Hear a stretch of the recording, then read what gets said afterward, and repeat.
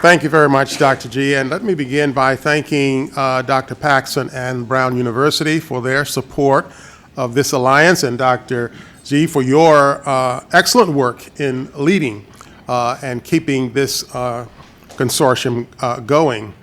I'm Henry N. Tisdale, the president of Claflin University, and I'm a graduate that pursued mathematics at Claflin, and of course went on to another institution that is also a member of the Alliance, and that is to Dartmouth College.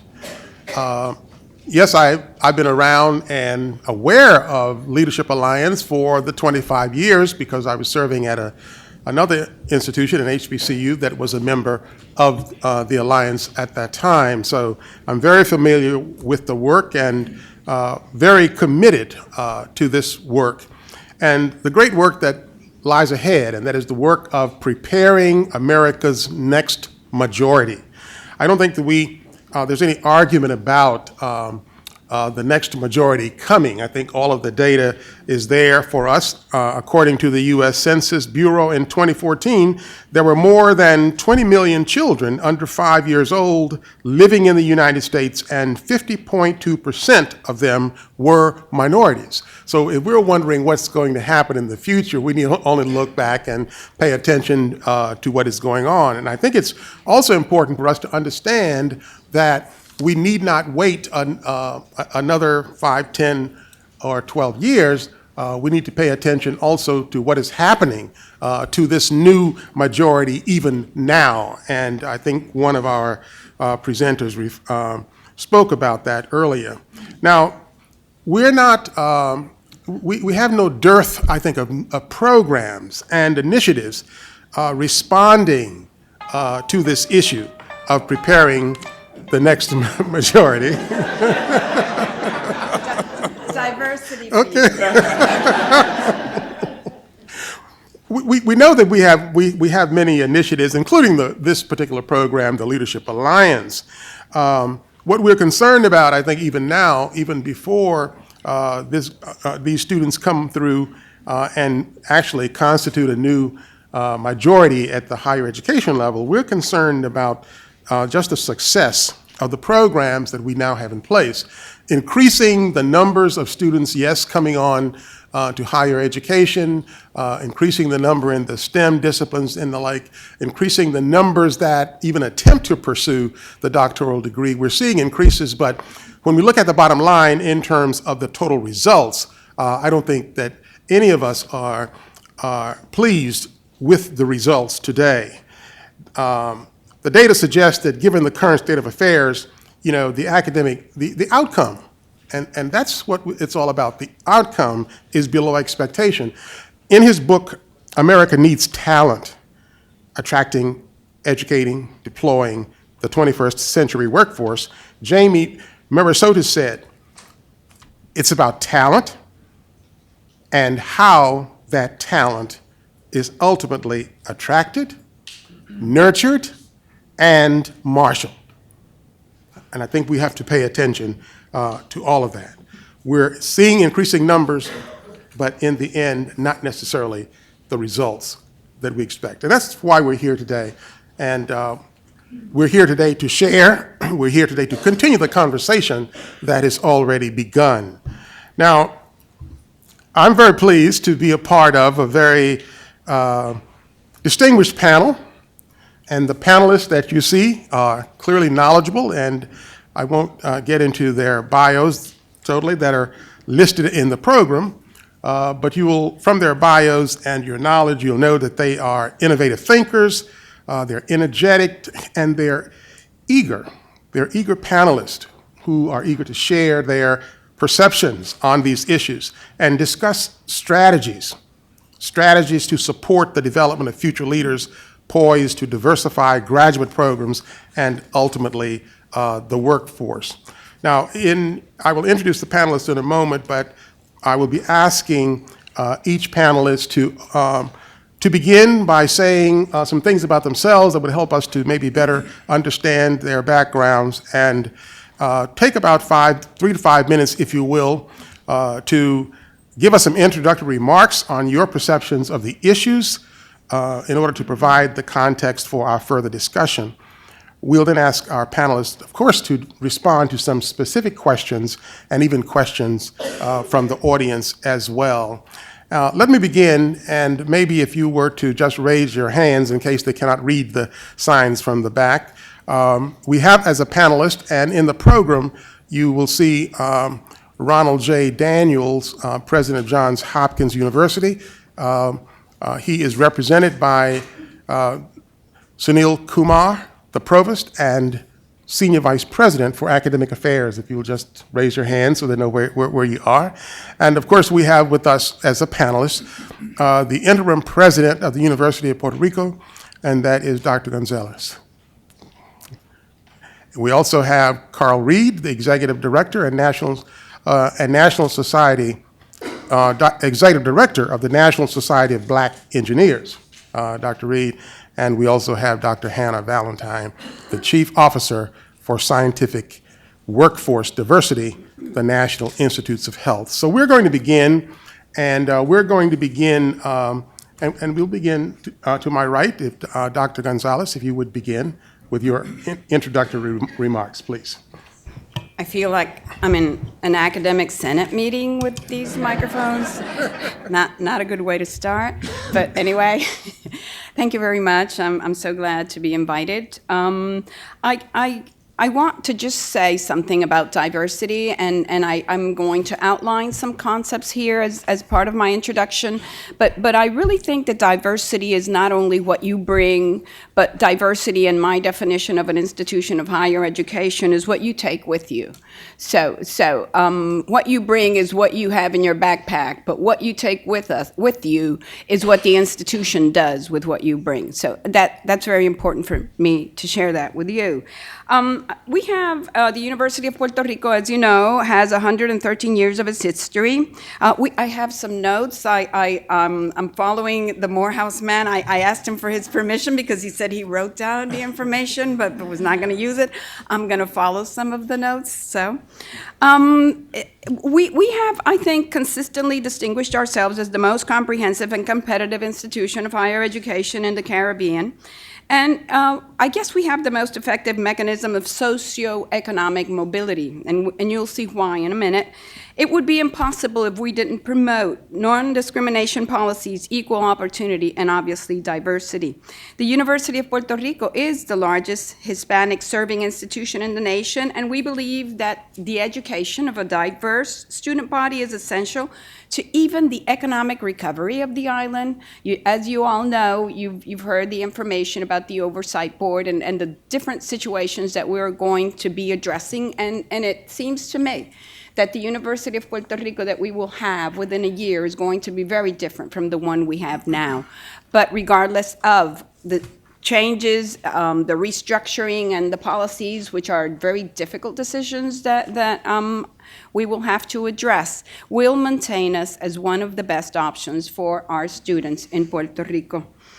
Due to historical circumstances, some of our challenges, those related to underrepresented populations, may be different from those that face similar institutions in the mainland. So in this context, we are probably talking about reverse diversity in a way, you know. There's a stronger presence of ethnic heritage on our part. We have an outline of people that come from European descendant, white, you know. We have Indian, we have black, and all that put together sometimes is baffling when we go out of the island, you know, and try to explain ourselves.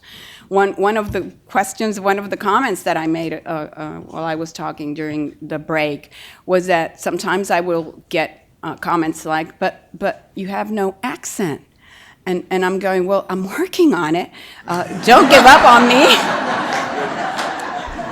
Don't give up on me. I'm working on it. It's not, it's not easy living in the tropics, But certainly there are some issues that we need to be extra sensitive about, because our definition of being Puerto Rican or Puerto Rican is very important to the part or to the identity that they bring. This is very important.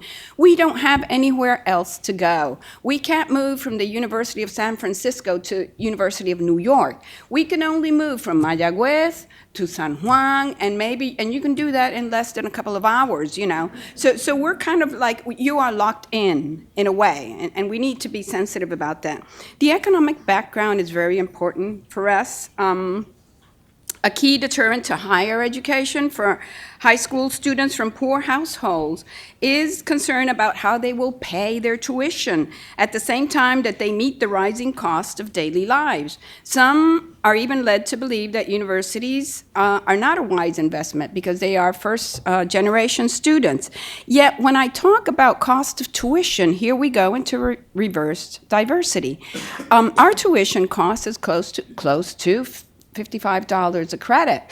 So where do we go from here? What are you talking about, women? I mean, what is it, We receive probably students from extremely poverty background. So even the cost of that tuition for them, it puts us on the level of the same conversation when you are talking about $500 a credit, for example. Yet we have an interesting contrast, and this is an information that I always share with people. The average of the grade point average of an entering class at the University of Puerto Rico, which is close to 12,000 students every year, 12 to 13,000 students, that average is 3.5. So we really get the best on the island, right? Public and private are kind of equally distributed. We have an issue there of how to structure ourselves around diversity. And finally, I just want to bring another important area for us, and it's language. Another variable to compete in higher education and its knowledge-based structure is language proficiency. English as a second language is compulsory requirement in our public schools.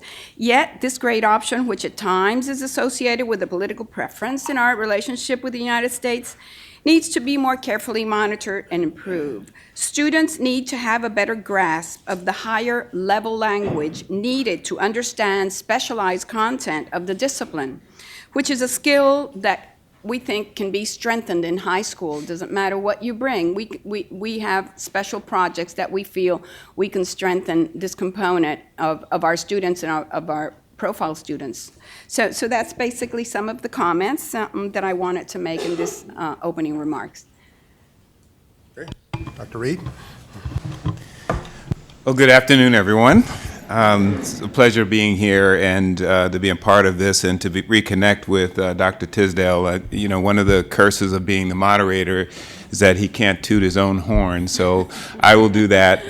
When I was with United Negro College Fund, UNCF, as the Senior Vice President of Academic Programs, I spent a day on this campus driving around in that golf cart. Fantastic institution. I put that institution up with one of the top schools in the country, and so because of his leadership. So just wanted to say it's great to reconnect with you, sir. The National Society of Black Engineers was founded in 1975 as a student-governed society. 6 students from the south side of Chicago at Purdue University put out a call to all engineering institutions in the spring of 1975, asking them to send their 1s and 2s of African-American engineering students to West Lafayette, Indiana, just after a Klan rally in the area. And 40 students from 32 institutions were represented, and they chartered the society. It continues to be one of the largest student-governed societies based here in the United States. As executive director, my boss is a graduate student. He can hire me, he can fire me. He manages a $12 million budget. He manages oversight, all the documents and reviews, et cetera, the compensation committee, et cetera. It's a remarkable organization. In fact, back in 1984, I was elected national chair. of the organization. So I'm having a welcome back Cotter moment over the last two and a half years. What is interesting about the NSBE and about us is that back in 1985, in 4 and 5, when I turned the ranks over to the next chair, we were having the same conversation about increasing access, broadening participation, and the needle indeed has moved, but not significantly. African Americans make up only now 4% of all engineering degrees awarded from a population that's represented with about 13% of the population. Women about 20%, and that's pretty flat. Of course, Native American, and the only population where they're seeing a marked increase are international students and Latino, which is a good thing. So when I became executive director in 2014, I asked the question, and I'll get to the framing questions for the panel in a minute, but I asked the question, if our mission is to increase the number of culturally responsible Black engineers who excel academically, succeed professionally, and positively impact the community, and if we increase by 1, we will have achieved our mission. And so we really needed a big goal. We needed a North Star for the organization. And so we established a new goal to triple the number of Black engineers this country produces by 2025 on an annual basis to 10,000. And we've identified 5 key metrics that have to be addressed for African Americans in our community. 4th grade math proficiency, as was pointed out in the previous panel, 8th grade math proficiency, 12th grade completion of calculus, matriculation in engineering, and then completion in engineering. And we've deployed programs in each of those areas to get to scale. But in order to get to scale, we need partnerships, and we need policies, and we need a dramatic change in the way we do things across the board. I'll just say also, in terms of the framing, we're not alone. We know can't be done in a silo. And so we've partnered with the American Indian Science and Engineering Society, the Society Hispanic Professional Engineers, and SWE, Society Women Engineers, to multiply the effect of our 10K. And we asked each of those organizations, what could your charge be? What could your goal be? Your big goal by 2025. And it just turns out it came up to about 50K. And so we've dubbed our coalition, and now it's formal, the 50K Coalition. We received an NSF Includes grant to build a backbone and communications around that, as well as a grant from the United Engineering Foundation. And we've put together a coalition thus far of 43 organizations to move toward this 50K goal. We're using the collective impact methodology around a common agenda, shared metrics, constant communication, mutually reinforcing activities, and a backbone organization in order to get there. And so I love the fact that the Alliance has really done so much and about to celebrate its 25 years and with the backbone that it has. But I think one of my charge is how do we do what we're doing and dramatically move the needle, and how do we get to scale? Because we know what works. High touch works. We can take any young person from the 3rd grade and 4th grade and almost guarantee that they'll become an engineer or scientist. We can almost do that because we know what to do. But how do we do that with 180,000 young people who have to really be in the pipeline in order for us to get to 10,000? That's the challenge that we really have to address. Thank you. Thank you very much. I'm delighted to be here also. I think this is a marvelous platform for discussion and exchange of ideas. Just a little bit about myself. I'm a cardiologist by training, and you'll hear in my future remarks why that is important. I trained in England, as you can probably tell from my accent, and in 1985 went to Stanford University for what was supposed to be get my BTA. And if any of you don't know what that is, it's been to America. Because I was supposed to just do a quick postdoc and got back to England, but that BTA turned out to be 30 years. And so in 2014, Francis Collins recruited me to lead NIH new efforts. And I will just say that what's new about these efforts is that we are taking a scientific view to this. We want to inject scientific rigor into this challenging problem, and which is sometimes a great opportunity.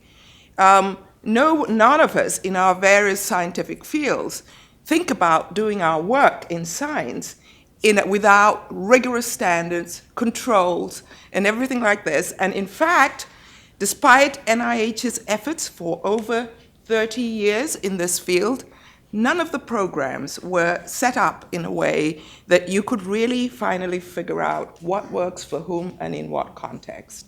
So Dr. Collins and I authored a piece in PNAS last year where we articulated this new approach, that we would be taking a very scientific rigor in this work.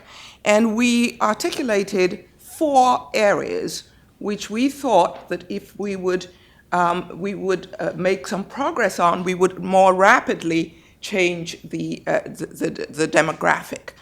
The first one is to do with science, the science of diversity. To what extent do we know, and can we say, and can we make the case that the diversity amongst the scientists themselves leads to a better science? We all suspect it. It was mentioned earlier on. We begin to get some glimmers of that in terms of papers published, etc. But we need more work in that field. So that's number one. Number two is, how do we construct new programming in a scientifically rigorous way so that you could ultimately know what was working and for whom? And you heard one program. So in 2014, NIH launched what was called the Diversity Consortium Program. Essentially, the first part of it is called BUILD, Building Infrastructure Leading to Diversity. And what that is a set of 10 different experiments, each framed within a theoretical framework, each with controls, each with data being gathered and being analyzed in a Center for Coordination and Evaluation. And you heard one of them, the ASCEND program, which is to do with entrepreneurship at Morgan State. Fantastic. There are programs that are testing interventions for stereotype threat, critical race theory, and many. So that's the first part in building those kinds of programs. The third area that we think has been somewhat not addressed adequately are the social, cultural, and psychological factors that get in the way of us making progress and directly affect the climates in which faculty work, students, and everybody. And to do that, we are, first of all, going off around the issues of stereotypes and the consequences of stereotypes and implicit attitudes and explicit attitudes through the lens of training and testing and evaluating what those interventions do. The fourth and final area is around scalability and how we are able to move these programs. You all in the room have heard of many programs that appear to work in one environment, and when you try to replicate it, it doesn't seem to give you the same results. And to do that, we had to take a scan of the programs that NIH was already supporting, and then take a look at some of the outcomes and where the gaps were happening. Clearly, we lose people at transitions from undergrad to grad, from grad to postgrad, and to finally out. And the greatest part that we lose people is the transition into the independent scientist careers, particularly in academia. As it turns out, all of those programs that NIH has had in place that were not evaluated rigorously actually have worked. There has been a 7-fold increase in the numbers of PhDs awarded to scientists from underrepresented groups, that is to say African American, Hispanic, Native American, Pacific Islander, 7-fold increase in the last 20 years. They now make up 10% of PhDs being awarded each year in the biological sciences. I know the data is different from the physical sciences. And yet, we know that they are being hired as assistant professors at less than 4%. Let's do a thought experiment. So we know that across this country, approximately 1,000 new assistant professors are hired every year. What if we had 10% of those hires be from underrepresented groups? That's 100. Now let's look at the top institutions, the 100 or so that receive these major NIH grants. It would actually take just 2/3 of them to hire one person from an underrepresented group for us to bridge that 10% gap. I was giving a talk at my old institution a couple of weeks ago, Stanford, and I turned around to the dean and said, you could just take on a quarter of that and 25% and be done with it. And so could Hopkins, and so could many others. So I am quite excited, actually, to know this, because it feels like we're on a brink. We have to find ways to make that transition happen so that we can begin to diversify our faculty. I think what we have, no pun intended, is a proximal coronary stenosis. We do. It needs balloon angioplasty and then a stent put in it to keep that open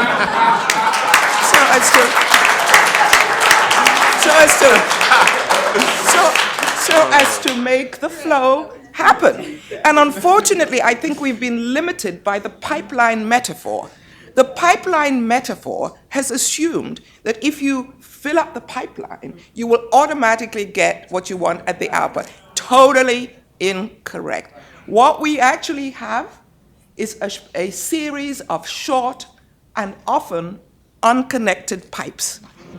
And there's drip, drip, drip all the way out. And so we need to have programming that connects from one area to the other, the most pressing currently being that transition into independence. And with that flow, we can then begin to look at and leverage what has been actually a successful program. Finally, let me just mention the issue of scaling and dissemination. I really do think that we have to broaden our idea of what is the biomedical workforce. There are many elements that are critically important for the successful workforce of this nation beyond just academia. So we have to flip this on its head and say we're training people for the biomedical workforce and remove that relative hierarchy that if you don't go into academia, you're somehow not as good. And to do that,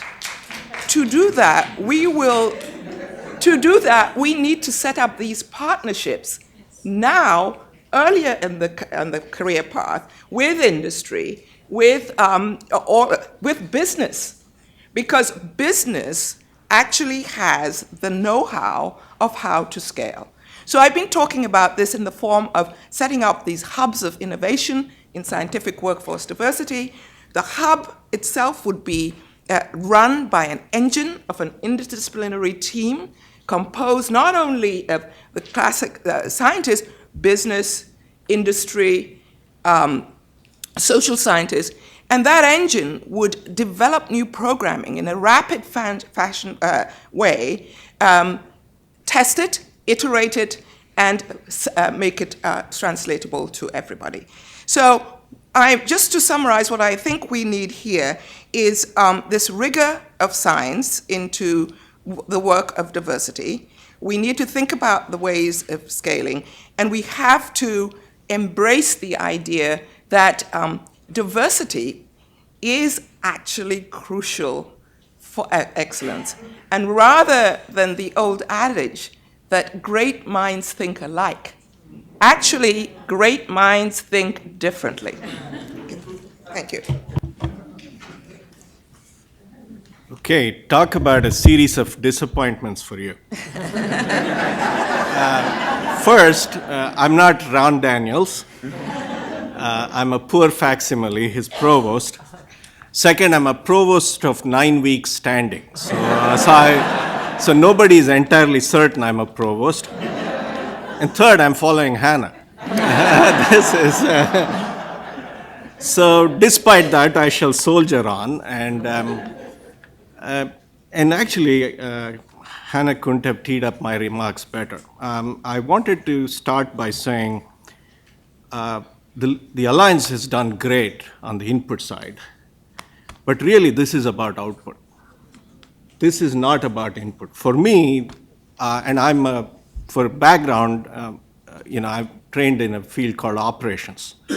It's literally the study of sausage making.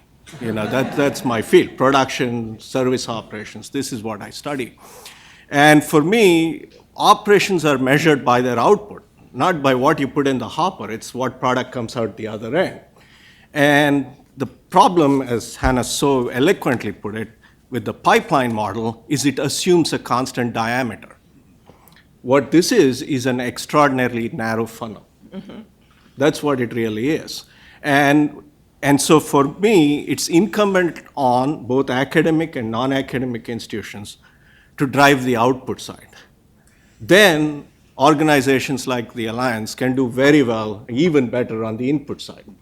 And so for us, we personally think this is a big deal for us. So at Hopkins, we launched, it's less than a year old, a $25 million initiative to do two things. One is to fund targeted efforts at producing a more diverse faculty community. So we're not worried so much initially as to the graduate student pipeline. We're simply saying, as leaders in the field and significant consumers of graduate students, it's the faculty rookie search that you should worry about. Are you feeding from the funnel properly? And in particular, one of the things that, the Dean of Arts and Sciences is here, Beverly Wendland, and in her school, they have really strengthened the search process, where you force the search committees to think through whether they're taking an appropriate amount of risk. As the great minds think alike, that's just a statement about risk aversion. What they're saying is, I know I work, if the other person is exactly like me, there's no risk. Right? And the whole point is, if you don't take risk, you have no upside. Right? Risk is it's not a negative word in my world. In the business world, risk is not necessarily a negative word. Risk is a positive word as well, because if you produce homogeneous product, your upside is already capped. And so if you really want upside, then you must take, for me, diversity is a necessary condition for having greater upside. And if that is the case, then you must train your people to look for difference, right? And it doesn't come naturally. It doesn't come naturally.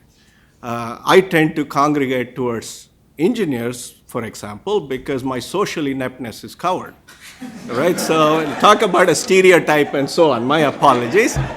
And so this is an example where, I need to consciously strive to have, for example, my vice provost for faculty is a classicist, right? If you thought what Hannah said at the end was Greek, this guy actually talks Greek, right? So, and you want to have that kind of, for me, the three systemic problems is not enough emphasis on the output side, not enough development of a broad enough career palette, if you will, on the output side. And again, if you look at Hopkins, we just started another task force on the biomedical workforce. And Ron Daniels wrote an article in the PNAS last year arguing exactly what Hannah said, which is, it is a self-perpetuating myth that we train PIs because not a sufficiently large fraction of our graduates become PIs. right? So, but yet we say we train PIs. We are really training people who are going to do research and education in a wide variety of ways. And so we do need to worry about the output side. And in particular, for me, the combination of too narrow a funnel and not enough emphasis on the output side is a real problem. And if you combine that with the fact that, as Hannah pointed out, our composition is not sufficiently diverse, and therefore the people who are, in the community don't feel sufficiently supported. So what you have is a narrow funnel which is also leaking. And it leaks because there isn't enough, for example, one of the things that the Faculty Diversity Initiative spends money on is cluster hiring and mentoring, because we do want to make sure that there's a community that's built rather than simply a compositional table that's filled out, right? And so the combination of these things for us, this is our viewpoint on this, that if we take care of our faculty well, the output side of the graduate student pipeline, and so do all the peers who are listed at the back of your Alliance magazine, and that's a pretty powerful list of people, as Hannah pointed out. Doubling the input side is not that hard in some sense. It is, however, harder if you're just trying to push stuff through the funnel rather than fix the funnel itself. So with that, let me turn it back to our chair. Thank you. Thank you very much, and I thank each one of our panelists. And we're looking at some issues as it relates to what's trending, and of course we know the new majority increasing. We also know that in terms of the trending we'd like to see in terms of an increases in the number of this new majority, completing degrees at the doctoral level, moving into leadership positions and the like. We don't like what we're seeing there. Even though we don't want to just concentrate on what is not working, I think we do need to look at sometimes what's causing this attrition, and we are going to ask that question. But it's also important to look at, well, what is working? What has worked? And there are probably a lot of case studies that we should pursue as to what works. For example, I will give my own case, if you will. A first-generation student studying mathematics at Claflin University, one of our historically black colleges. Why did I do it? Why did I pursue it? It was because of my mother. She was a great mathematician. Now, the rest of the story is she didn't complete high school, but she was a great mathematician. I saw it. I knew it. She gave me the confidence to pursue mathematics. And of course, she complained later on that she didn't need me pursuing mathematics. She needed me becoming a medical doctor and making some money.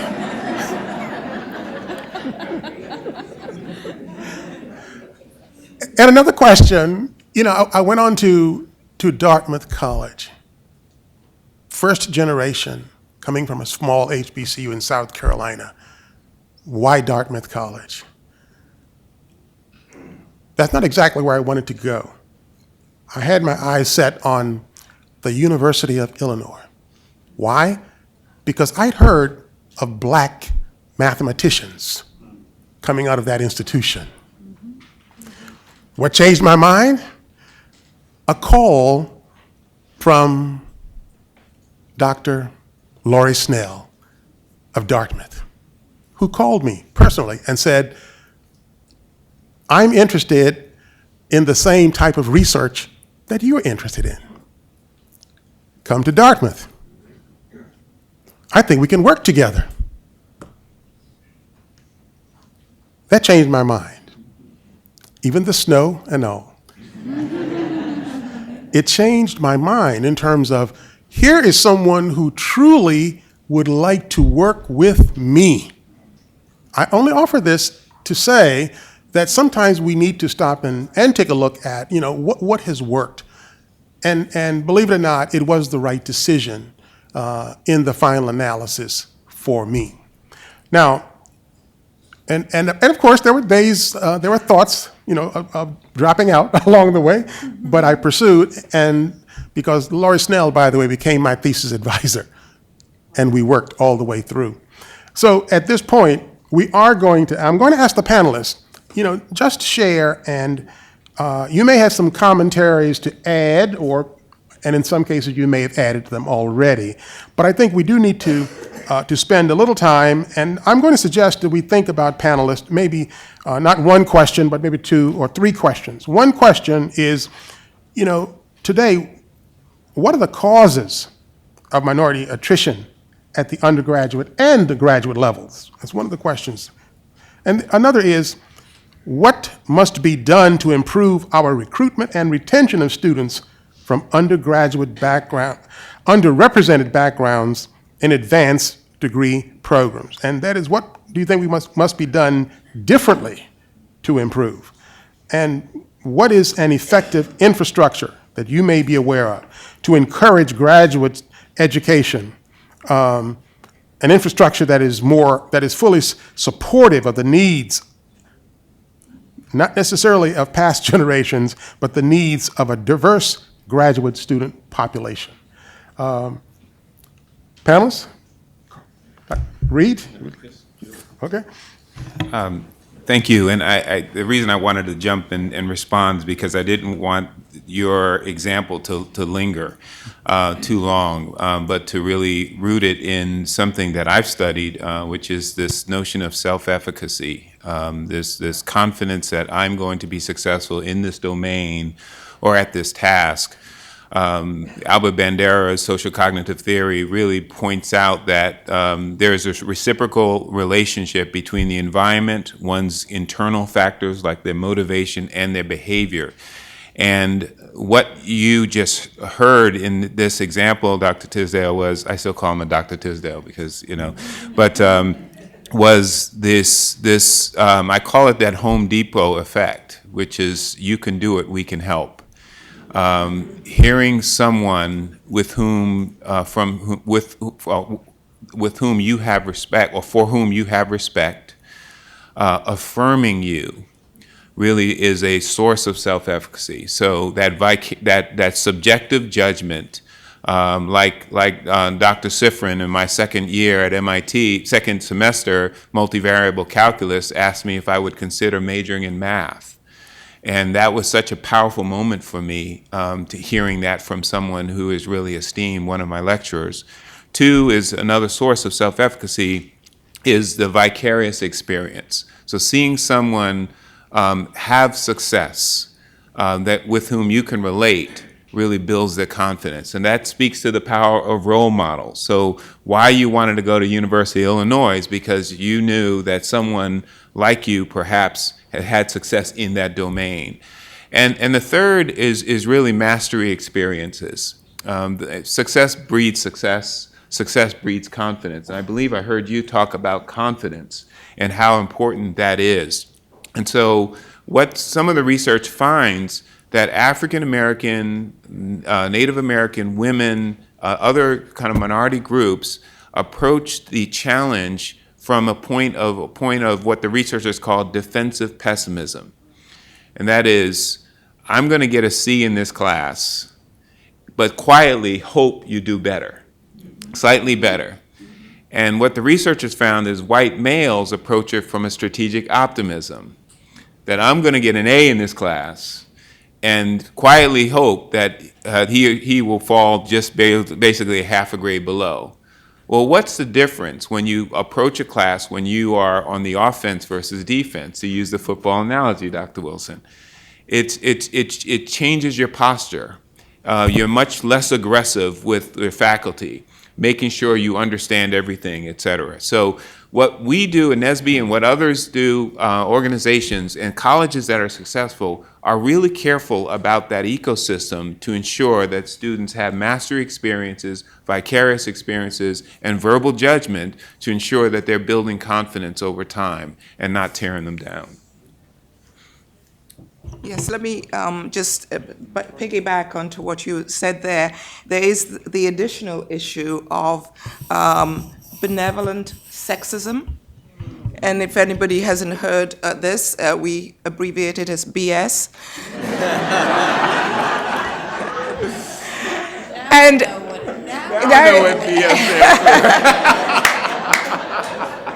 and this is where the person, woman, minority person goes and says to the professor, oh, this is very hard, I don't think I'm good enough to stay, and look, I've got 2 children already, one in the way, and the professor says, oh, yes, dear, I quite understand, maybe you take this other path.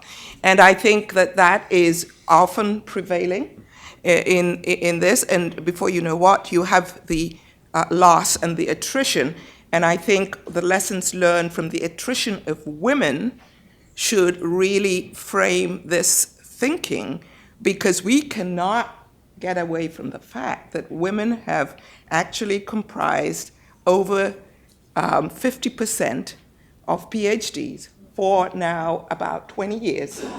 Guess what is the percentage for professors? 22 at best. So this is another area. But in terms of tangible things, I get a sense of people are fatigued. And there are some very good intentions out there, but they say to me, what can we actually do? So one of the things that I think is this myth that there aren't any out there. There's, oh, I'd like to have diversity, but I can't find any. Create the database. Yes. I've started one already at NIH, and every time I go to a search committee, before I get there, I send them this list of highly accomplished people, scientists from underrepresented groups or women, and then let them do the outreach. The second thing is doing outreach efforts before you have the positions. So you can create a program where you bring 30, 40 people to campus each year for 2 or 3 days, and let them meet the faculty, let them get a feel of what it looks like there. And then finally, we can't get away from this problem of implicit bias. With all the best intentions, the brain is wired such that you slip back to your stereotypes when you're trying to make a rapid decision. In other words, if you have a brain, you're probably biased. And so education, the good news is that educational modules linked with actually doing an implicit attitude test can actually shift your behavior. So the stereotype is very difficult to change, takes years, but the behavior can be modified. So these are 3 tangible things that will directly increase our leadership diversity if institutions are really committed and want to do it. Everybody can do the searches. I've got two analysts who develop these protocols to find people. I won't give you the details of how they do it, but it's written down. And there's tons and tons of people from diverse background, highly qualified, to actually get into the faculty. And let me just finish by saying, you asked the question, what is the cause? The cause is because there are not many in the faculty. Claude Steele has described this so well. The brain is wired. You walk in the room, you start to count. These kids, they come into the undergrad, they are afraid when nobody looks like them. And so that their performance actually goes down. Stereotype threat, great interventions done at Yale that work. So I'll stop there. I'd like to add one thing to the last point that was made, which is it's actually surprising, not just the numbers, the funnel numbers, number of graduated PhDs versus number of tenured faculty. What's also surprising is how little motion there's been in the numbers. These numbers are not moving as rapidly as you would expect. And one way to get around that is to, publicly commit to measuring and being transparent about your measurements, right? So if you're willing to publicly commit to even, and as it's easy to dismiss composition as mere composition. It's not. It's a lot more important than that. The composition has ramifications that goes well beyond composition itself. And so public commitment to composition, transparency, I think would serve lots of institutions better. And of course, we all put out reports, but that's not the same as public transparency. Does the president of the university say this in a speech, right? Rather than it being put on a website that if you spend 45 minutes, you'd find, right? So this is, I think, that's something that I think would help as well, where you're committing by saying, at the very least, I owe all my constituencies a report on how well we are doing, right? So. Thank you very much. And I'd like to transition to the next question, and that is,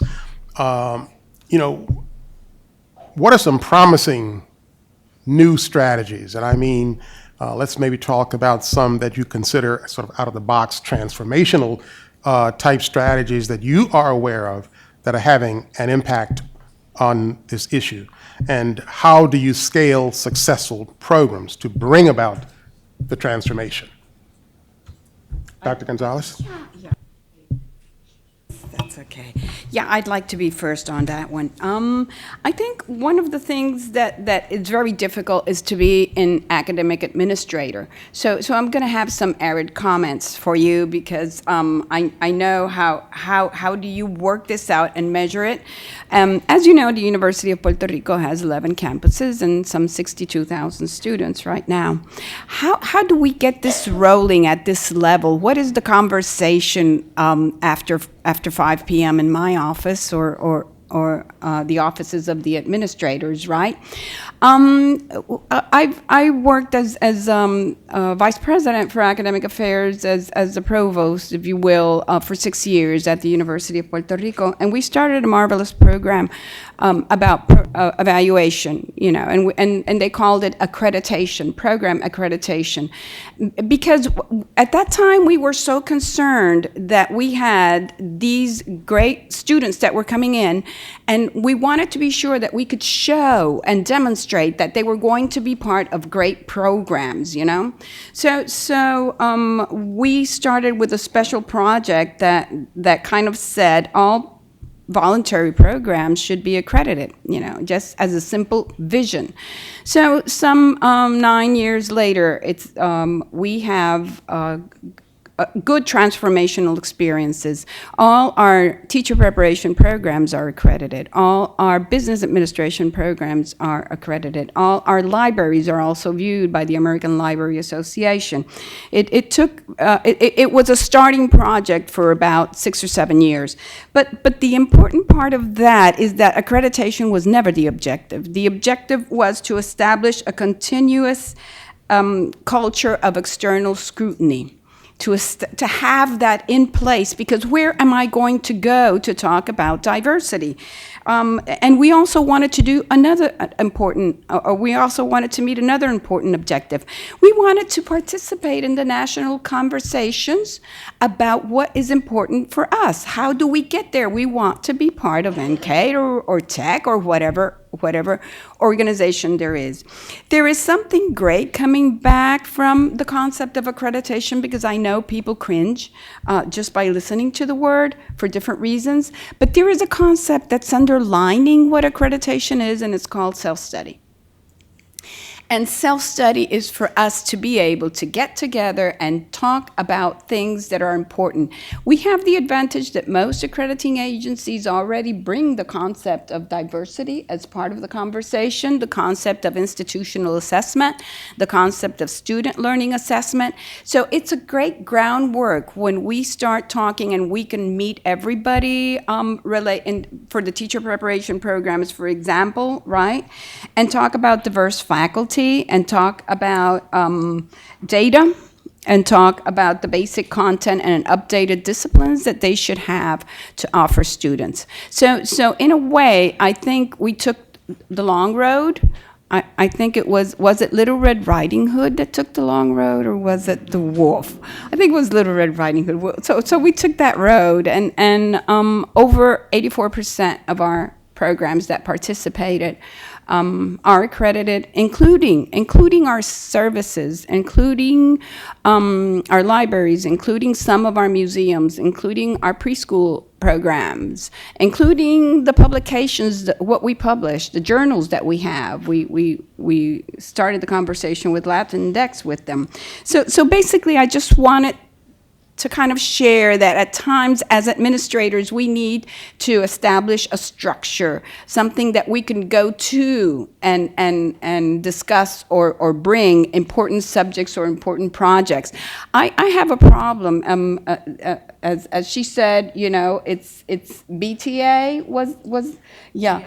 Beta America? Yeah, I'm probably going to have the BTPR. So I have to be, back to Puerto Rico, you know, I have to be careful because I have 11 campuses, you know. If I talk too much about different initiatives in one, I would probably get the reactions of, but you forgot to mention my program.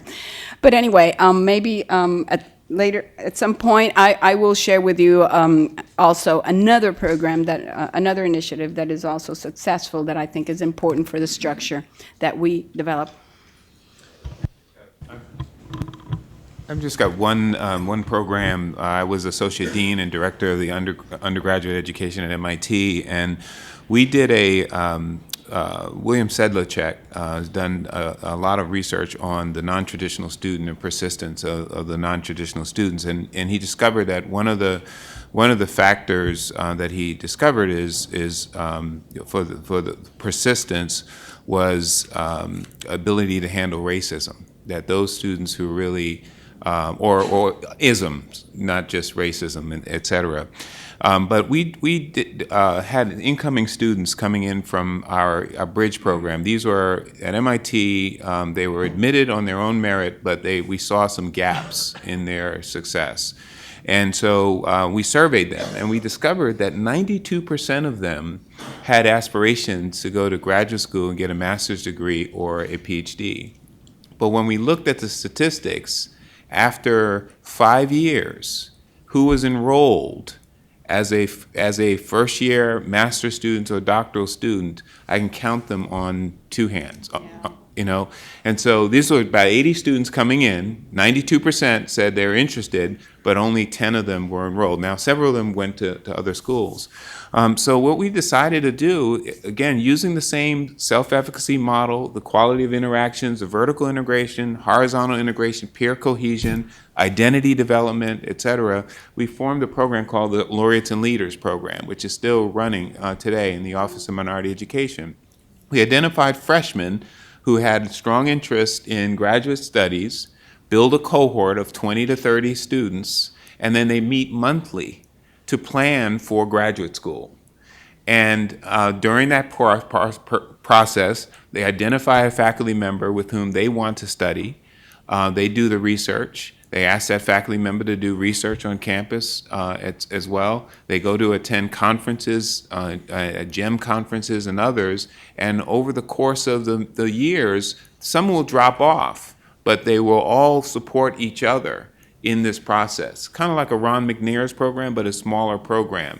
And so the elements there are very key. The quality, they have good quality interactions vertically with faculty members, with administrators, a good peer network to support them, and they can bring their whole selves in terms of their own identity as people of color and women in this group. And then finally, again, the self-efficacy piece. They have mastery experiences all throughout. And so that's a great kind of model, a cohort-based model to ensure that students are successful.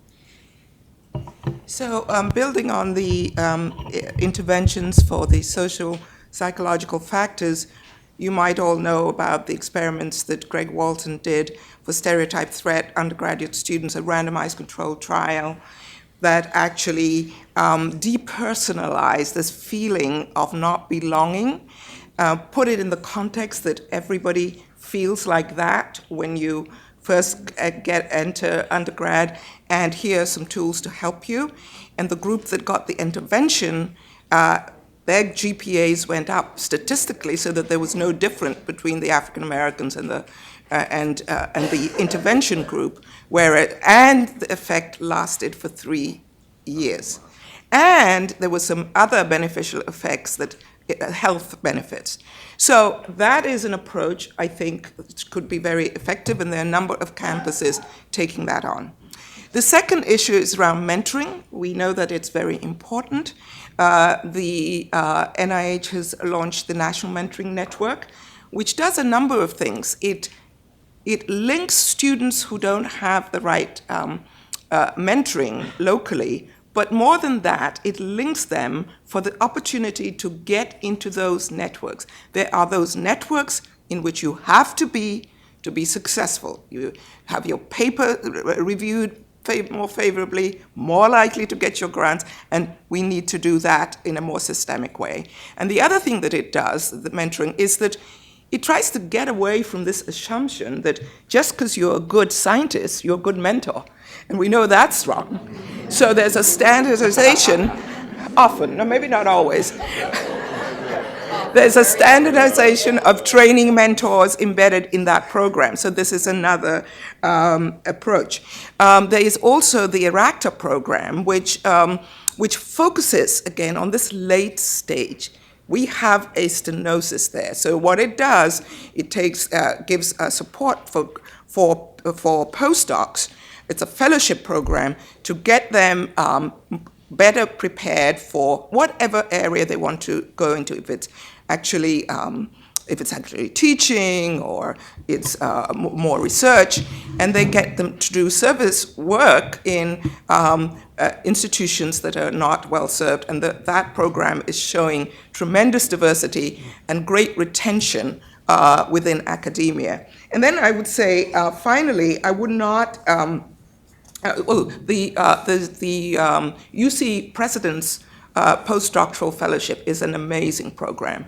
The president actually supports the postdoctoral years of people from diverse backgrounds, gives them resources to finish their research, and almost guarantees their hiring within the UC system ultimately. Program like that are amazing. And then finally, people need toolkits for searching and search committees and hiring. And these toolkits need to be able to point them to where people are and to be able to help them make better decisions with respect to bias and implicit bias. Thank you.